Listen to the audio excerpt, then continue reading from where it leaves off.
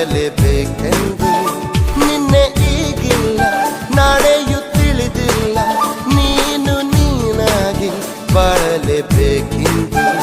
ಹಸಿರಾಗಿದೆ ದೀಪವು ನಿನಗಾಗಿ, ನಸು ನಗುತ್ತಲೇ ಸಾಗು ನಿ ಗೆಲುವಾಗಿ.